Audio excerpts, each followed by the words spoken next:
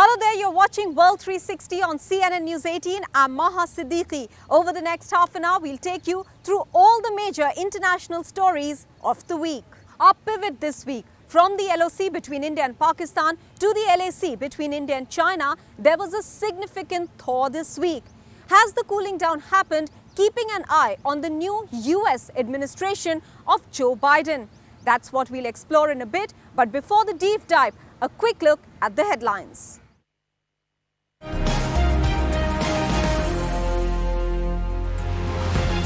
Regional thaw as India, Pakistan and China try to hold peace along their borders.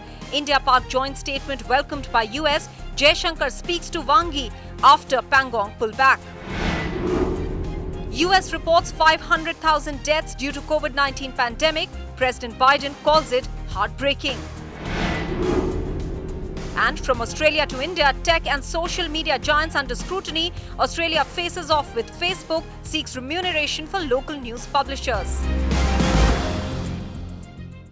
The ice is melting at the heights in eastern Ladakh between India and China.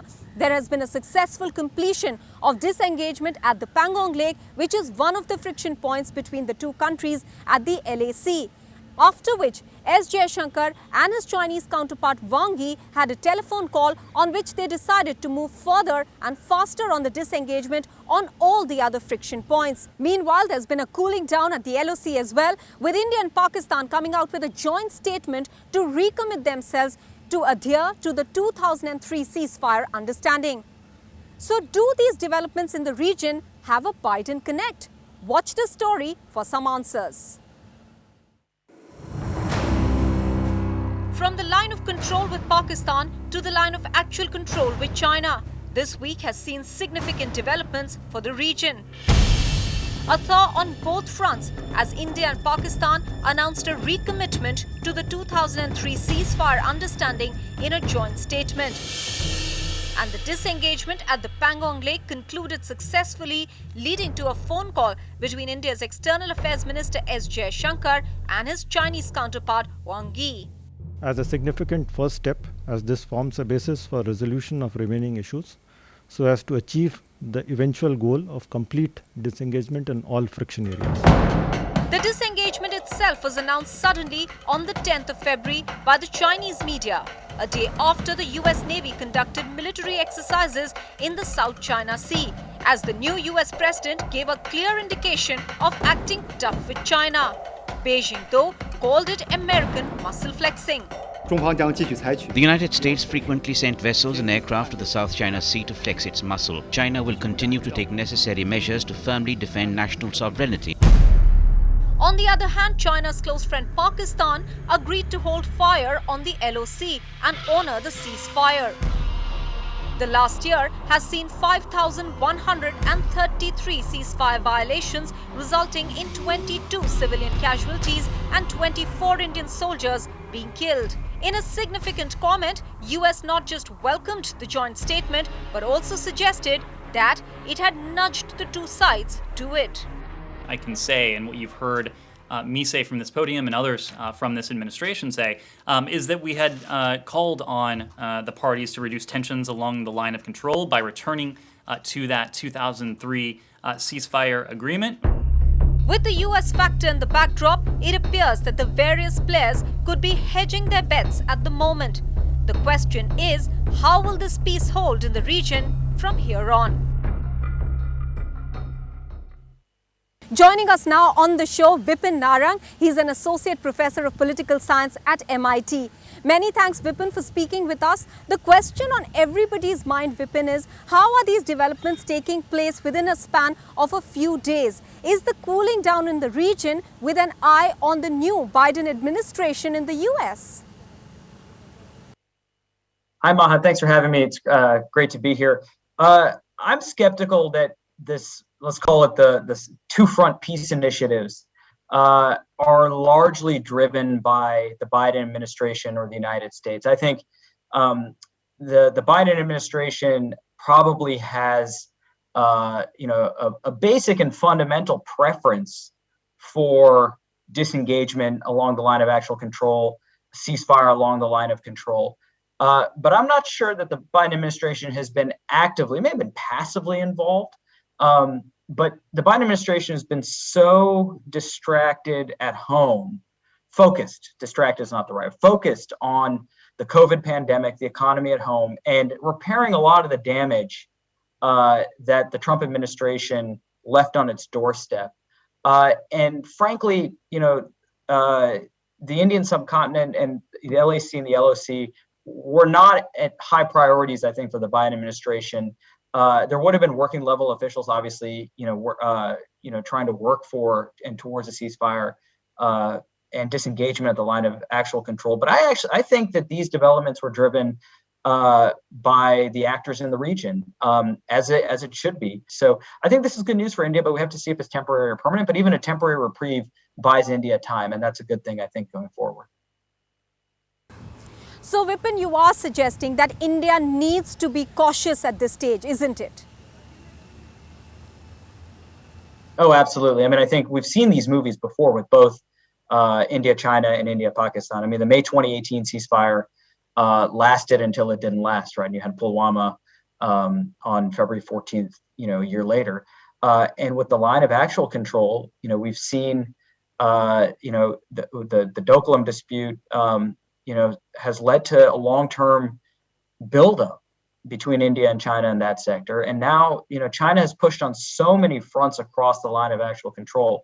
And India now has to be prepared, and the Indian Army has to be prepared for Chinese attempts to again, try these fait accomplis at various points along thousands of kilometers on the line of actual control. It really forces the Indian Army to prepare a defensive posture along a very long stretch. It's not entirely clear yet whether China intends to try to settle the border once and for all. And if it doesn't, then India has to be prepared for this recurring. And, with Pakistan, we've seen this movie how many times before. So, but at the very least, yeah, India certainly needs to be cautious on both fronts.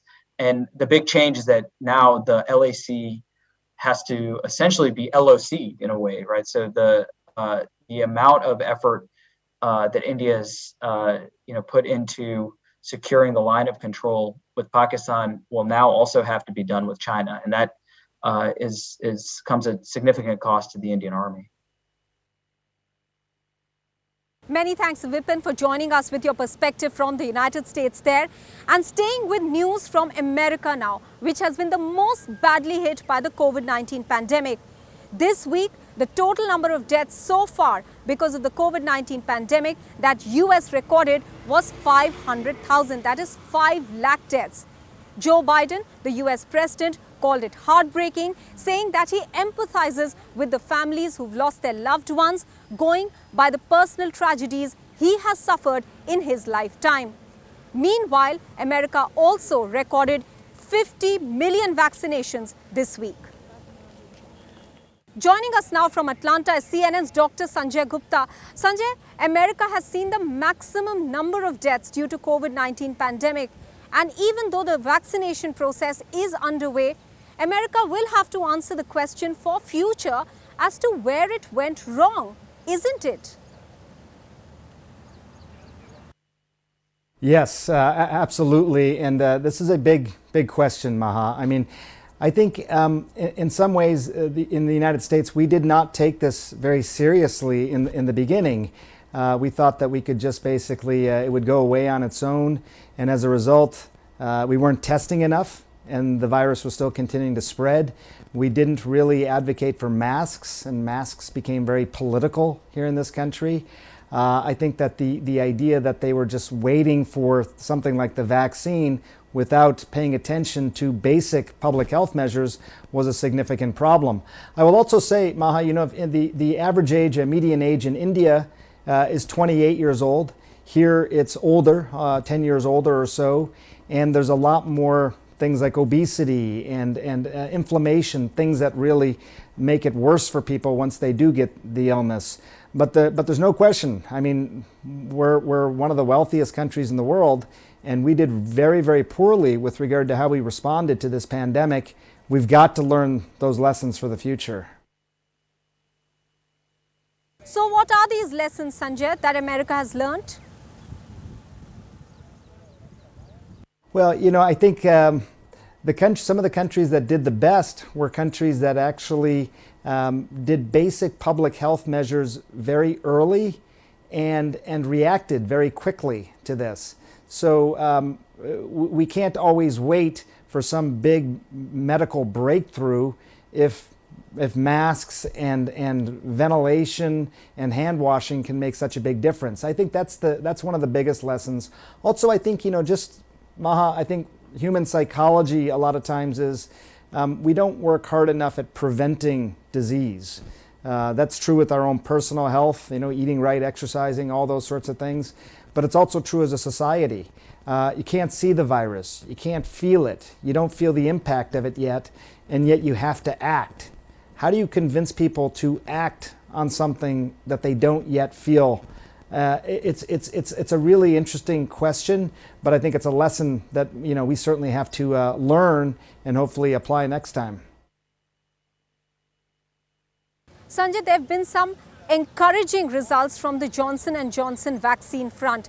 Give us more details of the efficacy of this vaccine and whether it is going to be effective on the newer strains. Sure. Yeah. So we're seeing some of this data now, and this is the the phase 3 data, and we can show you some of this, Maha. But basically, you see how well it works in various places around the world against moderate disease. And these places around the world, just keep in mind when the vaccine was trialed there, the variants in these places were predominant in those areas. So whether it's the UK or Brazil or South Africa, and you can tell that there's fade. So in the United States, it performed much better than it did in South Africa, for example. But I think the other number that's the most critically important is really this 85% number. 85% of people were protected against severe disease. And at the 1 month mark, so 28 days after people received the one-shot vaccine, there were no hospitalizations and nobody had died. So that's very significant. So we're going to see our regulatory FDA is going to evaluate all this data, but the numbers are very encouraging. I think, you know, if you give this vaccine to somebody and you say you are almost 100% protected against getting very sick, being hospitalized or dying, that's a significant statement. You usually can't say that about vaccines, but so far, that's what this vaccine seems to show. Many thanks, Dr. Sanjay Gupta, for joining us with all those details from Atlanta. And now to the world in a minute. From the declassified US report that suggests that Crown Prince of Saudi Arabia, Mohammed bin Salman, had in fact ordered the killing of journalist Jamal Khashoggi, to the setbacks suffered by KP Sharma Oli in Nepal. All that and more. Pakistan Prime Minister Imran Khan was on a 2-day visit to Sri Lanka this week. Pakistan extended a $50 million line of credit to the island nation for defence purchases. Khan also met investors to push investments in the China-Pakistan economic corridor.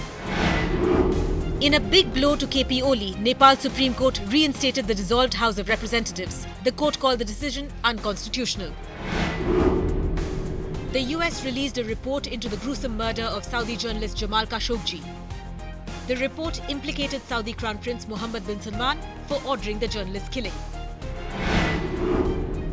Armenian Prime Minister Nikol Pashinyan has said that he's facing a military coup after the sacking of the army's first deputy chief. The army chief Onik Gasparyan issued a statement calling for Pashinyan and his cabinet's resignation. 67 inmates have been killed in Ecuadorian prisons after simultaneous riots broke out in 3 facilities. Military security operations are underway. The trigger for the riots was allegedly a turf war between 2 syndicates. Taking a very quick break now. When we come back, we'll talk about the Facebook versus Australia controversy. CNN's Will Ripley will be joining us from Hong Kong.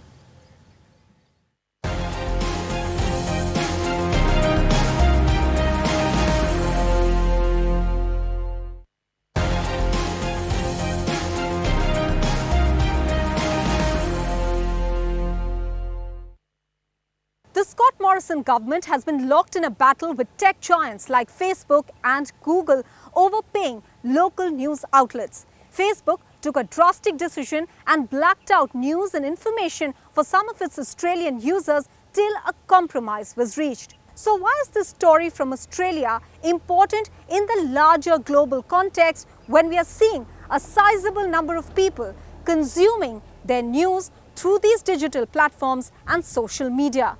Watch this report for more.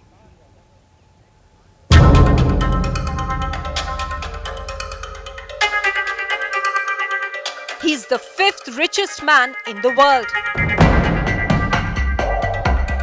His company, Facebook, is valued at $720 billion. Yet the social media platform has been locked in a battle with the Australian government over paying local news publishers for content.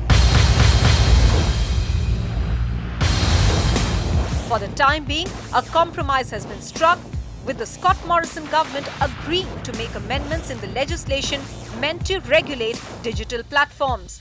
Facebook has refriended Australia. The purpose of the code and the purpose of the Morrison government's intentions of all along have been designed to sustain public interest journalism in this country.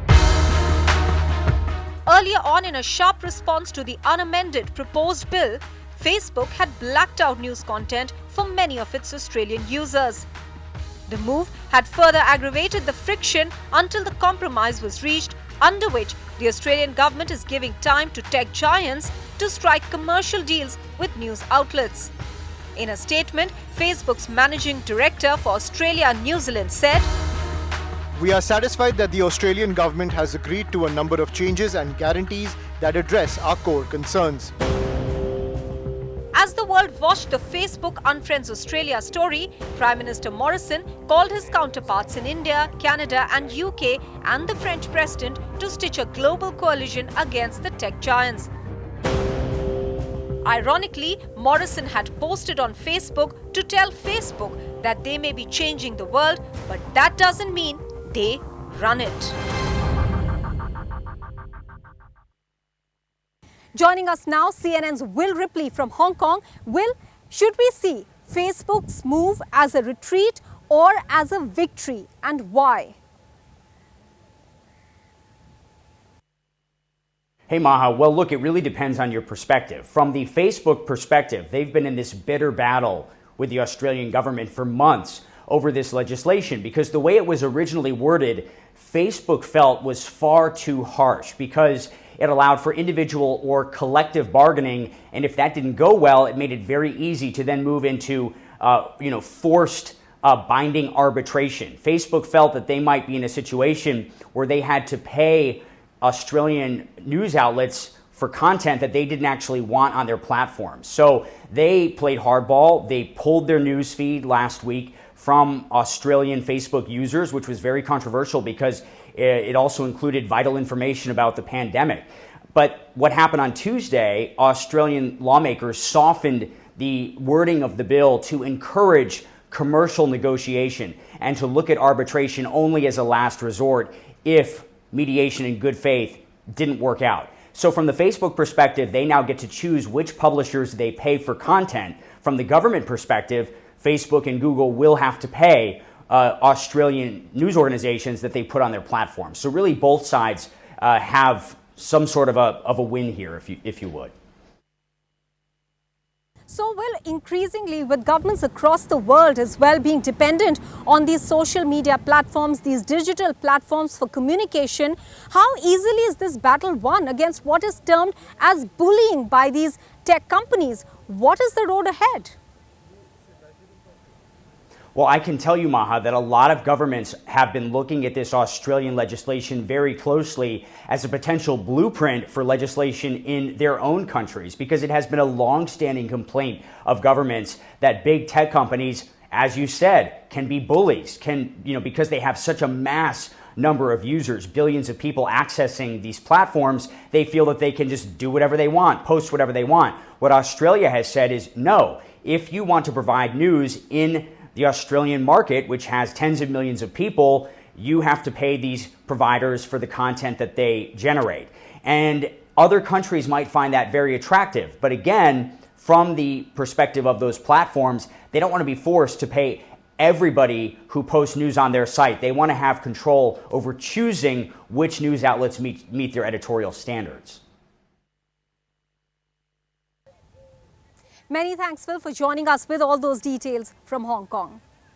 And let's now turn our attention to the big story for India this week, coming in from the United Kingdom. The Westminster's Magistrates Court has ordered the extradition of fugitive diamond merchant Neerav Modi, who's the prime accused in the 13,700 crore rupees Punjab National Bank scam. Even though this is a shot in the arm for the Indian agencies, but don't expect Neerav Modi to be back anytime soon to the country. Neerav Modi is almost certain to go to High Court in appeal. The High Court will then consider whether to admit the appeal, and if so, set a date for oral or written submissions or both, and an order over the appeal is expected a few weeks after the hearing. This whole process is set to take the next few months.